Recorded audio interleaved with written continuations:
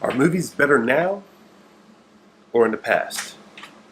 A lot of people in the comment sections and forums and whatnot, they give the opinion that movies were better then. That there's nothing original now, and everything's just a copy of stuff, sequel upon sequel, and there's a lot of crap out there, and that's partially true.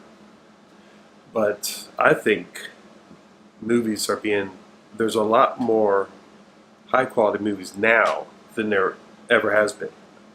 I'm constantly seeing trailers of stuff that I want to see, and they don't have to be, Academy Award winning Best Picture, great classics in your top 10, 20, whatever. But there are a lot of good movies, decent movies. Technology is cheaper than ever, and it's better than ever to for anybody to make movies. I could pretty much take this camera that I'm filming with right now and go film something. Somebody took an iPhone and filmed a feature film with it. It didn't, people didn't really like the way it looked, but they made a feature film with a freaking camera phone. So I think one of the big differences between now and the way it was back then was there were just so few movies back then. I remember, like, you would see like a list of what's coming up, and or just looking at the year before what movies were out, what was good and stuff, and it was just so small. You didn't, if you went to the store and you went to rent something, the selections were pretty slim. You weren't getting a blockbuster movie every single week. Now you get like 3 or 4 a week, it seems like, and then you have all these other smaller movies coming out, and people say, well, there's nothing original and all these sequels. There are a lot of sequels and there are a lot of copycats, but there are also a lot of original movies. So now it's like a great time. Like, is it like the golden era of movies now? I don't know. I mean, it depends on what you define golden era. Like, is a golden era meaning it's the best time for movies? So it's still opinion, but one thing you can't deny is the sheer volume of movies that are coming out compared to what it was before. I remember seeing, like, in 1984, like Terminator. Like, oh, I gotta see that movie. I love this movie. Oh, I can't wait. It's like months away, and then it comes out in theater, and then it's like you have to wait for such a long time before it becomes available on rental. And I don't think we had a VCR. I was a kid then. I don't think we had a VCR then. So I had to wait for it to come on whatever cable channel we were watching at the time. I think it was HBO. And I remember seeing, we got that HBO guide. We used to have TV Guide and stuff. And you would go through it and look for stuff that you wanted to watch. And forget about movies. Like, I remember, like, when Alien came out, it was a real treat. Came out on TV. Like I said, it was a lot different back then, rentals and stuff. And the great movies were just far and few between. And you just learn to appreciate bad movies, like cheesy movies. They say, "Oh, it's so bad it's good," or "It's cheesy." You laugh at it, whatever. Well, at the time, you weren't laughing at the horror movies. You were scared. You didn't matter how bad they were, for the most part. As a kid, your emotions were just so intense. So it was very easy to become scared. Back then, there was no internet and stuff. Kids today are a little bit more sophisticated. But back then, you were easily tricked. So, there's a big difference between your emotions as when you're young, when you're a kid, when you're a young adult, compared to when you get older. They start to fade. They start like a wind down, like a battery. When a battery's fully charged, it has a lot more kick to it than when it's draining. That's your life. As you get older, whether you like it or not, your emotions will start to fade. Sex just isn't as intense as it was. At the same time, pain isn't as intense. Having your heart broken it's just not as intense as when you're younger. When you're younger, like the world's coming to an end. My girlfriend dumped me, or the world's coming to an end. Now it's like it's time to move on. I guess get another one. So I notice a lot of these, the AFI Top 100. If you notice, a lot of these movies are old. There's like something like 8 or 10 within the past 25 years that make this list. Maybe not even that many. It's and so that you got all these old movies on there, and who makes this list? Critics, I think directors, people in Hollywood, and they're all, I'm pretty sure, old. I don't know the list of who's responsible for that list, but I haven't seen most of those movies on that list. So, how you view things as a kid compared to how you view things as an adult are vastly different. When I was younger, I didn't want to see dramas. I wanted to see comedies. I wanted to see kid movies and Disney movies and stuff. But then when I got older, I didn't want to see none of that stuff. Or I wanted to see a lot less. I wanted to see more dramas and stuff. Horror movies, I always wanted to see horror movies. I always loved horror movies. Take a look at critics.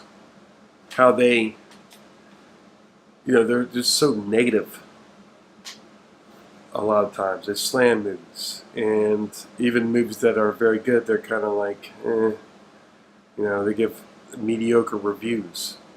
These people, they watch, it's their job to watch a lot of movies, and they watch way too many movies, and they're generally older.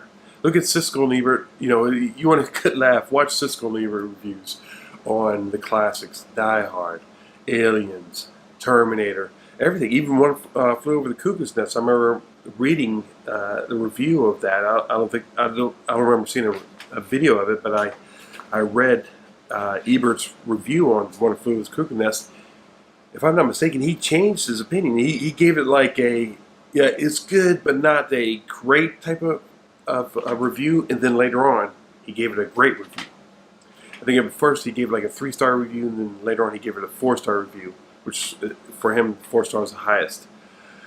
So yeah, it's very funny watching those two guys. They would be split on stuff like Die Hard, Aliens, you name it. There's very few movies that they both praise, they both love it, and there's very few movies that they both agree on that they both love. A lot of movies that they both hate. A whole lot of movies that they both hate. So filmmakers they've learned over the years to learn from the mistakes, learn what works, what doesn't work. They've gotten inventive and stuff. Things have adjusted, and plus the technology is advanced. Things are better than ever. But at the same time, it's also cheaper than ever. Before, I remember when I was a little kid, I always wanted to be a movie director. And I said, but the chances of that are slim to none. I didn't even get a serious thought. It was just a dream. It was just a dream that was never going to come true. And then all of a sudden, the digital age came out. I was like, well, wait a minute. Now I could do something. But back then, it was just like, you're sitting there thinking, like, who's going to give up a director's chair? How many people want to be directors? And it was just a pipe dream. There was just no way that was going to happen back then. If things kept on going the way that they were going back then, no chance. I wouldn't even took it serious. So now you have all these independent filmmakers, and you don't need a big studio to tell a story and stuff. You don't need big $50,000, $100,000 cameras. I think they were even more expensive the farther back you go. And the cost of film and stuff and editing would have been a pain. This is a lot of equipment and lights and stuff. You have the lights now. They'll put off the heat. I've worked with old lights on set and stuff, and they put out a lot of heat. You have to get things situated, and those lights are off. Where now you just leave them on. It doesn't matter. They don't really give off much heat. So everything's cheaper. Technology is so much better, and people learn. Directors learn, filmmakers learn, and yeah, there's just a lot of great movies out there.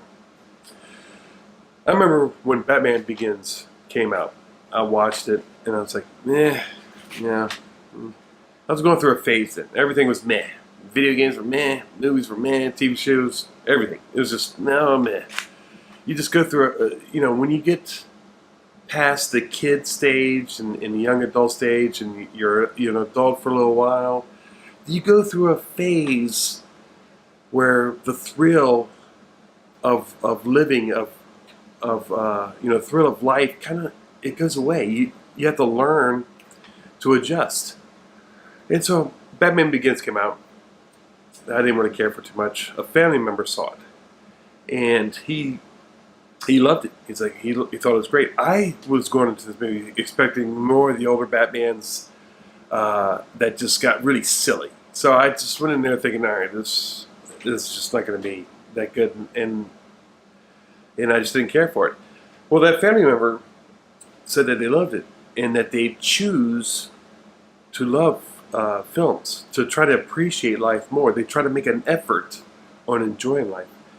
And going through this whole meh phase, it got me thinking. It really stuck with me. And over the years, I started to learn to appreciate things. And I've done that with movies.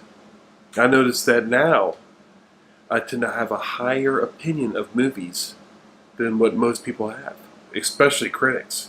If someone gives it, say, for the scale of movies that you would rate movies is a 1 to 10, 10 being the highest. If someone gave it a 7 or a 6, I'm giving it like an 8 or a 9. If someone's giving it an 8 or 9, I'm giving it a 10. I'm not so critical. I'm not so critical anymore. I've learned to enjoy life. Learn to enjoy parts of a movie. If I don't like the whole thing, do I enjoy parts of it? I grab onto those parts. Grab on, you love this one character. Okay, you love this one scene. Okay. You don't have to love everything. I remember when Signs came out, people were slamming it because of the ending. And I'm thinking, what are you talking about? So you loved this movie all the way until you found out it was water, and then all of a sudden you just slammed the whole movie? That, to me, that didn't make sense. Like, even during my mid phase, which was around that time, I loved Science all the way through. So I'm not going to knock that movie because of one simple mistake. That was a great movie, great characters, great flow. I love that movie. So my advice to you is learn to enjoy life.